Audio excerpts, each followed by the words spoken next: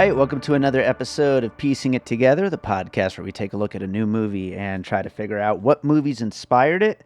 And today on the show, we're talking about Ruby Gillman Teenage Kraken, a new DreamWorks Animation film that's out in theaters right now. And we had a fun time talking about it. Joining me is filmmaker Paul Odgren. And we get into a lot of really fun puzzle pieces on this one. Some that are a little similar to another movie that came out last year, but we'll get to that when we get to the conversation. Before we get to it, though, I do want to remind you, as always, to make sure you are subscribed to Piecing It Together wherever you listen to podcasts. You can follow us on social media at Piecing Pod and join our Facebook group, Popcorn and Puzzle Pieces, where we continue the conversation about all the movies we talk about here on the show. Also, we do have a Patreon, the Produced by David Rosen Patreon, where I post bonus and advanced content from Piecing It Together, Awesome Movie Year, another movie podcast that I produce, and from my music career.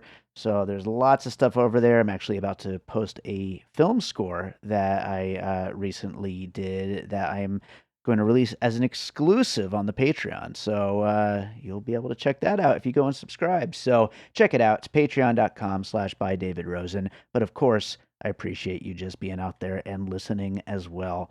So with all that said, let's get into this conversation about Ruby Gillman Teenage Kraken. All right, we're going to talk Ruby Gillman Teenage Kraken, and joining me today, we've got Paul Odgren. Paul, how's it going? It's going great. How are you? I am good. I just saw this morning, and I'm excited to talk about it. It'll be a fun one. You know, we've been getting, it seems like, hit after hit this year with animated films, like obviously Super Mario earlier this year was like a huge, the biggest movie pretty much this year. And it'll be interesting to see how this one does. And it'll be interesting to hear how you like the film, and we'll get into that in a minute. But, you know, before we get too deep into that movie, it's your first time on the podcast. Tell my listeners a little about you. So I'm Paul Odgren. I'm a director, filmmaker, writer, producer, and have a lot of shorts I've done that have been at festivals recently, and working on some bigger projects too, some feature scripts and TV pilots. I'm based in Massachusetts, actually, and there's a lot of film production that's been here due to the tax credits. So we've actually had like Black Panther 2 was shot right outside my office, and we've got some bigger studio films coming in, but we also have indie filmmakers, and building a film community here, which I've been doing it since before that, since I was pretty young.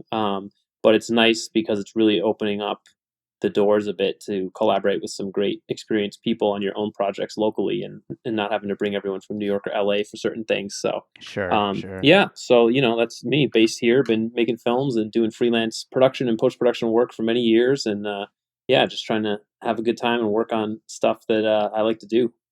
Very cool. Well, I definitely want to talk a little more about your films a little later in the conversation, but I do want to ask you, when discussing, what film we were going to cover here for your guest appearance on Piecing It Together, this was your first choice. And so I'm just wondering, are you a DreamWorks Animation super fan? Are you just a big fan of Krakens? Like, what's going on here?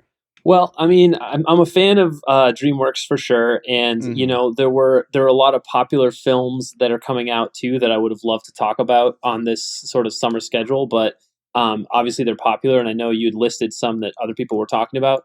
So I there were a few of those that I was like, oh, those would be great, those would be fun. But some of those were taken, and I was like, let's just do something different, do an animated. I don't always. I mean, I love animated films, like I love Pixar movies, DreamWorks movies.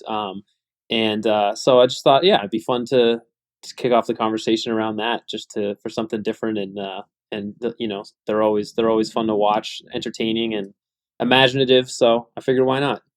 Absolutely. And yeah, DreamWorks Animation has been on a bit of a roll. I mean, we've gotten quite a few really good ones, and then, they don't all hit, but I mean, most of them have really worked well, both critically and commercially. And so, like I said, I'm interested to see how this one comes out. It just opened today. So, we haven't really gotten the full reaction yet, but it's going to definitely be interesting to see. But we will get into, everything that goes on in this film along the way. Let's start getting into some puzzle pieces here. What do you have for your first piece? So one of the first things that I definitely thought of which is not a necessarily intended for a young audience, but just the mother daughter relationship in Lady Bird. I Sure. thought was an inspiration for again that film is obviously not intended for as young of an audience, but it's just a very difficult and complicated relationship, mother daughter relationship that has a lot of pain, but also a lot of love and sort of, you know, there was definitely a relationship like that in this film, even though I think it's less complicated and it's more for a younger audience and all that, and being animated and everything and a family film. But yeah, there was definitely a relationship I saw like between Ruby and her mother Agatha, who is voiced by I believe Toni Collette, Sure. Yeah. and sort of like trying to do the best thing for her daughter and protect her, but also sort of unintentionally stifling her own growth and becoming who she wants to be and who her family has been and those Yeah. types of things. So that was just sort of a parallel that I saw. Yeah, no, absolutely. And the mom knows like there's no getting around this. Like she's gonna make her daughter mad no matter what, but she kind of just has to do this. And yeah, Ladybird's a great one to include in this. And Ladybird actually was a puzzle piece for my first puzzle piece, which was of course Turning Red from Pixar, which I think you kind of can't even talk about this movie without at least getting Turning Red into the conversation because both films deal with a teenage girl who is learning to deal with her out of control emotions that are wrapped up in a somewhat obvious but apt metaphor of turning into a giant monster whenever she loses control. In this case it's a kraken, but in Turning Red it was a giant red panda, and both films feature the awkward friend group and wanting to talk to boys and loving school and just being annoyed by your parents, and a lot of the same themes are being explored in both these. It's interesting, like I wonder if they were being developed at the exact same time because like they are really so similar. But definitely Ladybird came up in that conversation, and I think Ladybird fits here. And are you a fan of Turning Red? Yeah, yeah. So I definitely like the teenage angst and also the message about your body changing as a teenager, like all the hormones and like trying to fit in at school, trying to fit in with your classmates and sort of the awkwardness there. And then yeah, having this sort of metaphor in Ruby Gillman be like, yeah, turning into a giant monster that basically inadvertently destroys the school library because she's huge and Yeah. not knowing or understanding or how to control your body. I think there's a lot of also like important deeper messages just about how we communicate to kids and to women and just people in our society about the like changes that their body goes through and things that are important to talk about that are sometimes not talked about openly, or and it leaves Yeah. kids feeling very like just unsure of themselves or like something's wrong with them when in reality it's something everyone goes through. And in this case it's like she's a kraken, so not everyone Yeah. goes through it at her school, but her family does, and it's things that her mother and her grandmother understand, and like it's in the family. But it wasn't talked about with her, so she felt like a freak. She felt like she didn't fit in and had all these feelings that really, it's not her fault, but it's just that sort of those teenage feelings when when you are going through those changes, and like it's just something that I think has a universal message, even though it's in this sort of fictionalized Yeah. fantasy form. Yeah, it is. It's absolutely universal, and I wonder. Like, I'm trying to think back to like a lot of older animated films. Were they always so, uh, you know, so fixated on dealing with those kinds of complicated emotions and family situations and just all of those kinds of things? It seems to be something that every animated movie kind of tries to deal with nowadays. I mean, I know there's been a lot of jokes online about the panic attacks being in like every one of these animated movies lately, but I mean, kids are dealing with a lot of really difficult emotions, and it's a horribly difficult time to, I'd imagine, be a kid right now. So, I mean, that's all again just very universal themes to deal with in these kinds of movies, and of course, kids are who are mostly going to see these, so that's who they're targeted at. Yeah, and I think like Gen Z in particular are much more aware of and conscious of like mental health issues, and they have so Hmm. many because being online so much and being on social media and like having a lot of these conversations happen sort of in another like in this sort like yeah just in an online space instead of in person, like by actually talking to Yeah, people. There's this whole other world that like I think a lot of their awareness of the effects on them and their awareness of mental health and the importance of mental health to them. So like, the panic attack thing, it was funny because I was like, this is like such a you're seeing some of I think like the that generation's values like bleed into entertainment and into stories in a way that I think it seems truthful to me. I mean, I'm older, so I'm not in that generation, but like I have friends who are teachers and work with them a lot, and I have been writing a short with a couple of Gen Z young actors, and so like from my experience, I'm like, yeah, like this feels like it relates to kids and that they're aware of things that like when I was growing up we never really talked about or sure. like Yeah. had conversations around. And then so in a way, I think it's good that they are aware of it and it's healthy, but it's also coming, like you said, at a time where I think it's hard to be that age and it's hard to be in that environment. Just with just how the world works now for them. Yeah, I can only imagine. But what do you got for another puzzle piece? So another one I have like kind of an obvious one, which is the Little Mermaid. Hmm. Which is, but it's like a reverse Little Mermaid because Sure. in that, she starts out in the sea and she wants to know what it's like to live on land. And then in this, Ruby Gillman starts out on land, but she really wants to know what it's like to live in the ocean where her family's from. So I thought it was kind of like you know, a flip of that classic, Disney film. And there's also a villain that basically makes a deal and tricks her, and it also involves a trident, which Sure. throw back to the ocean and Poseidon, I guess. But yeah, so that was another one for me. Yeah, no, I like that. And I just got to say, like, just to add into that, Annie Murphy as a voice for that from Schitt's Creek, like, that's an inspired bit of casting. I mean, she's kind of perfect. So perfect. She's so Yeah, good. Yeah, I didn't know absolutely. it was her. Actually, I didn't look it up before I went in. I didn't know. I was like, "Who is that?" And then I was like, "Oh God, of course it's Annie Murphy." She's like so Yeah. perfect. Absolutely. Yeah, I will say as I start getting into some more pieces here, most of my pieces for this one do tend to be like little things, like little specific moments or specific like things about the film. But with that said, I'm going with South Park for another puzzle piece here. Okay, all Um, right. and I like it. my reason here is because Canadians look different, but everyone just simply accepts it. The Gilmans, their cover is that they're Canadians, but they're blue and they're basically monsters in human form. They do not look like normal people. And then, of course, in South Park, everyone has those floppy heads, all the Canadians. So, you know, Yeah, that was honestly hilarious. That was one of the funniest things where she's like, "I'm Canadian," and he's like, "Oh, makes sense." yeah, makes perfect sense. So, yeah, it's a ridiculous way to make them fit in, but not really. So, but yeah, what do you have for another piece? Another one that I definitely thought of was like Stranger Things and Eleven being a young girl with superpowers that she doesn't Oh fully yeah, understand and struggling with those and sort of in this fourth season she loses them for a while and is basically getting bullied by her classmates and has a really hard time fitting in at the new school she's in. And so yeah, I just thought that really was a parallel of just like a great character and a female character with like really powers that don't fit into the normal world at all, hmm, and doesn't have a lot of guidance around how to use them or what to do with them.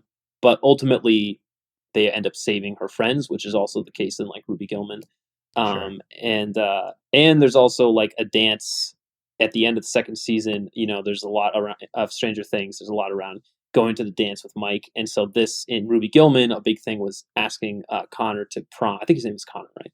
I Asking think him so. to prom. So that was like a thing that was a central plot point of the movie that ultimately like resolves. And so yeah, I just kind of like felt some parallels there. Yeah, asking someone to prom, that is maybe universal beyond like all generations. Like that's never going to stop being scary. So that will always fit in. But yeah, no, that's a good one. I hadn't thought of that. But I will go to another Netflix series for my next puzzle piece. Wednesday, the Addams Family spinoff. In Wednesday, kind of centering the story around a would be monster, in this case, a kraken. Wednesday being, of course, a member of the Addams family, so they're basically like monsters. And then the villain being, the pretty outgoing, popular character who turns out to be a mermaid, but is actually the bad guy, even though she's all popular and pretty and cool and fun and whatnot. And so, like, kind of just twisting that kind of archetype of who the bad guy and who the good guy is in a story like this. Yeah, absolutely. Yeah, I love Wednesday, and actually, Ruby's friend in her friend group, the one that always would say like the dark, sort of Oh, have a sure. dark comment, Yeah. like she was catastrophizing. Yes. She actually made me think of Wednesday a ton. Yeah. She reminded me of Wednesday Adams. Just Absolutely. very like sort of morbid comments, but funny. Yeah, yeah, totally morbid, super goth. Absolutely. Yeah. I like that. What do you got for another one? On a similar note, as far as like villains that you don't expect, I have one. I don't think this was necessarily, or I don't know if this was an inspiration for it, but it reminded me of that show, The Boys on Prime.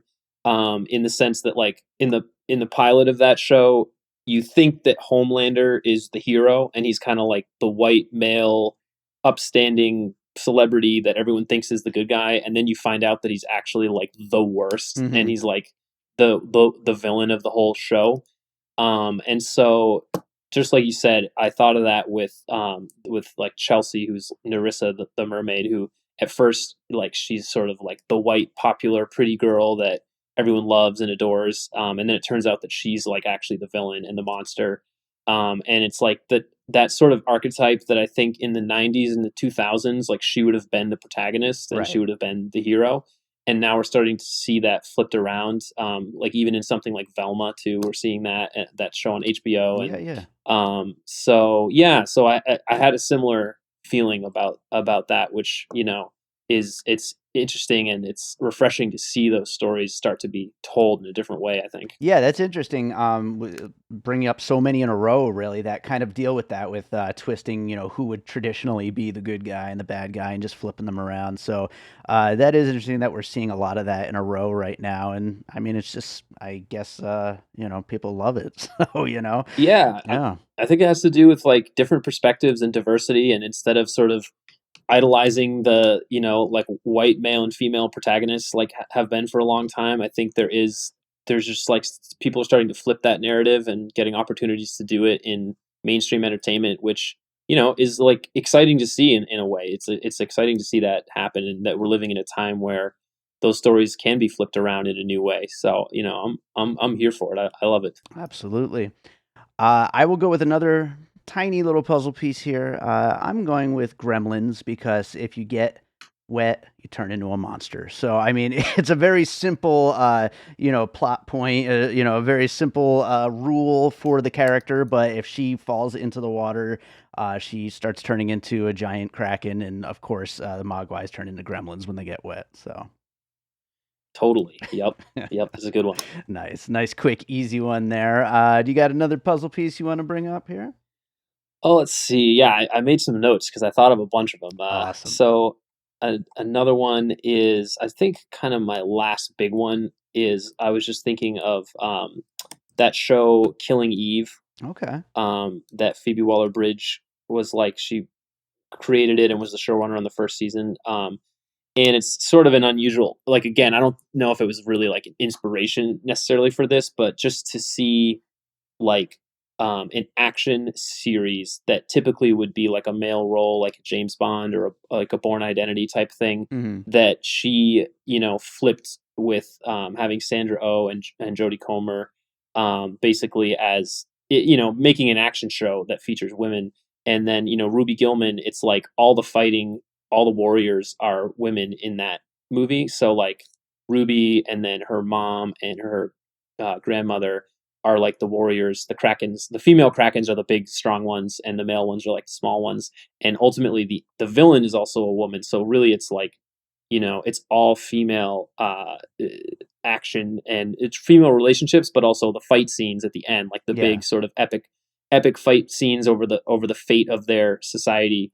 It's all led by female characters, which kind of just made me think of, again, sort of flipping a traditional archetype over, and instead of having it be like male dominated fight scenes, even the training montage where her grandmother's teaching her about like her armor and her laser eyes and all these, like just sort of flipping that around, flipping the gender, which again, I think is awesome. I'm here for it. We're living in a time where this is getting done more and more, and I think that's a good thing. Absolutely. And, it's funny. I didn't have this as like a puzzle piece, but I did notice they used the phrase answer the call, and it made me think of the Lady Ghostbusters movie, which was the subtitle for that film. So, but yeah, no, Nice. it is cool to see that. And it is a predominantly like all female movie, like really, like all of, the main characters are women, and they all get together and kick ass, and the villain's a woman too, and like it's just pretty much all women there. So um I'm gonna go to a video game for a puzzle piece here. I All do that right, I like it. every once in a while. I gotta throw one in here, and I don't know if you're familiar with the Nintendo Switch series Splatoon.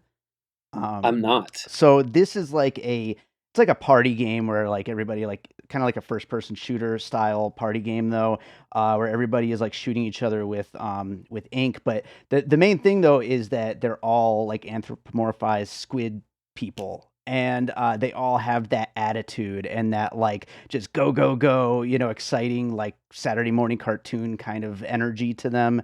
And just all of that mixed with an almost anime kind of style to it, and of course being sea creatures that are kind of mixed with humanoid bodies. And I think you get a lot of similar design for these characters as you do in the Splatoon series. Cool, cool. Yeah, I had one kind of like that, just an obvious one like Finding Nemo, Hmm. because it's set underwater and there's a lot of good jokes about, sea creatures, and oh, also the seagulls. The seagulls are featured like Yeah. in the mine like Yeah. in they're in Ruby Gillman. They don't do that, but they swarm her uncle Right. for to try to get his corn dogs. So she uses it as a tactic to escape him so she can get into the ocean. So yeah, that was just kind of a funny parallel of like, Finding Nemo set underwater, having the seagulls be like funny characters that like attack in swarms. So that was like an obvious one that I thought of too. Nice. Yeah. Well, speaking of obvious ones, can we just combine Pirates of the Caribbean, Dead Man's Chest, and Clash of the Titans? Because they basically made krakens the biggest thing in the sea. So you True. kind of can't make a movie about krakens and not expect people to think about those two movies. True. True. Yeah, totally. Yeah. I don't know. Did you know what a kraken was before those movies? I knew it because, well, Clash of the Titans, probably seeing that as a kid was when I first heard of the Kraken. Hmm. So yeah, so I guess like, so because I definitely knew of it as like the mythological thing, Yeah. kind of. And I feel like seeing that movie was maybe one of the first times when I was pretty young, like seeing that. There's also a type of rum called the Kraken that I Ooh, remember drinking back in the day that has a picture of a giant Kraken on the label. nice. Um, but yeah, no, probably that was the first time that I heard of krakens, I guess, because I was pretty young when I saw that, Yeah. so I probably didn't know what a kraken was, or a gorgon. I don't know if that might have been my first time learning about gorgons too. Yeah, that's that goes right along with it for sure. But do you have any other pieces you wanted to bring up? Those are the big ones. Okay. Those are the big ones I had. Yeah, yeah. What about you? Yeah, no, that's it for me. I had thought of a couple other things, but they kind of deal with a lot of the same themes there as some of what we've been talking about. So I'm just going to go ahead and read down our list of puzzle pieces, and then we'll get into some closing thoughts here. But we talked about Lady Bird, Turning Red, The Little Mermaid, South Park, Stranger Things, Wednesday, The Boys and Velma, Gremlins, Killing Eve, Splatoon, Finding Nemo, Pirates of the Caribbean, Dead Man's Chest, and The Clash of the Titans. Um, you know, a lot of twisting monsters and bad guys into good guys. Like that seems to be kind of the main theme here, I feel like. Yeah, definitely. I like that you worked in a video game reference. I didn't even think of that because I was like thinking about movies and shows, but Sure. Yeah. but yeah, that was cool too. I should have thought of one. I was trying to think. it may be, just as like a closing thought here, I was trying to think of a superhero movie where the character just doesn't want any part of it. They're like, do not want to be the superhero. I know that's something we've seen before, and I just couldn't think of like what a good example of that might be. I mean, like Jon Snow is a good example in Game of Oh, Thrones. Like okay. he doesn't want to be the good leader that he Hmm. is, but he is, and he keeps kind of getting forced into it. Sure. I feel like that is a great trope. I mean, even like in Edge of Tomorrow, that Tom Cruise movie with time travel, Sure. where like the last thing he wants is to be forced into the situation to fight, fight this fight and learn all this stuff. Yeah, it's a fun thing when the hero doesn't want to be the hero. Yeah. You Yeah, know, absolutely. Go Army of Darkness even. But even like Harry Potter is like a sure. classic example. Like Absolutely. last it's kind of the last thing he wants is to deal with all that, but uh, he ultimately gets forced to do it. Absolutely, because it's a movie and we got to have a hero. So I mean, come on. But Yeah, exactly. Somebody's got to do it. Somebody's got to step up. definitely. Do you have any other thoughts on Ruby Gillman that we didn't quite get to while doing puzzle pieces here? No, I think we covered it. That was great. Right on. Absolutely. Well, is there another movie you watched recently you'd like to recommend to our listeners? I just saw The Blackening, Okay. which was great, and I finally saw the new Spider-Man, Mm, Across the Spider-Verse, which I just absolutely loved. I liked the first one, but I really love the second one, so I definitely recommend those. I saw them absolutely. both this week. Both great recommendations. So yeah, I love both of them. So awesome. Well, Paul, tell us a little more about the film that you've got like right now out in the festival runs. Honest Cocktail is the one that you're out with right now. You also just shot another one, right? Yeah, so I Honest Cocktails in festivals, and it's a comedy short about two people that basically they're on their first Tinder date and they decide to order a drink that forces them both to tell the truth. So it does not go well. I can imagine. But so it's like a sort of comedic antics, and so that's a short that's been at festivals in L.A., New York, and Boston so far, and has been we've been really happy with the response of it's it's a little bit nerve wracking when you make a comedy because like if no one laughs then you kind of failed, Sure. but like in the screenings we've had so far, like the audiences have just been laughing so hard throughout the movie that they've been laughing like over lines and missing jokes and stuff, which is like honestly a huge relief when you're sitting there with strangers, because that's to me like the real test is when you have like total strangers watching it who aren't just like your friends and family and all Sure. that. Yeah. So that's been going great, and then I'm about to shoot two more in a month, Okay. two more shorts, and I'm working on some scripts for bigger projects and things too. But I love in the meantime doing shorts is a great way to work in a lot of different genres and collaborate with a lot of people and learn a lot of skills that you can bring into bigger feature and TV projects. And so like I'm shooting one on 16 millimeter film, which I've always wanted to Nice. do, and I would love to shoot a feature or a TV show on film someday. So I'm trying to learn that process now, and yeah, so busy, but all good stuff. Yeah, no, absolutely. That sounds it sounds exciting, and I'm looking forward to seeing that show. It sounds really fun. Hopefully, one of the festivals takes you here to Las Vegas at some point. I can get a chance to see it. Yeah, true. And I might be able to share a private link that because it's in festivals obviously, so it can't be shared publicly, Sure. but I'm happy to share with folks who are interested as well. Awesome, awesome. Well, where can people find you and your work? So you can find me on IMDb. My name's Paul Odgren, and I produced a feature film called "The Lost Footage of Leah Sullivan." It's a found footage horror that's available VOD that you can just look up and find on a lot of different platforms. And my shorts aren't publicly released. One of them's still in festivals. The other two had their festival runs, and I haven't put them out online. So yeah, that's probably the easiest way to find. And then we have a Facebook page for Honest Cocktail, and also an Instagram. The Instagram handle is just Honest Cocktail, so easy to find. And that has updates about festivals it's getting into and awards that it's winning and things like that. Awesome. Well, I will look forward to checking that out. And hey, hopefully we'll get you back again on the show sometime when you got another project coming out. Yeah, thank you so much. It's been fun, and it's a cool concept for a show. It's fun to talk about that and inspiration and think about other stories and stuff. So Thanks so much for having me. It's been fun. Do you love rom-coms? Do you wish you could talk about Christmas movies year-round? Then we have the perfect podcast for you, Hallmarkies Podcast.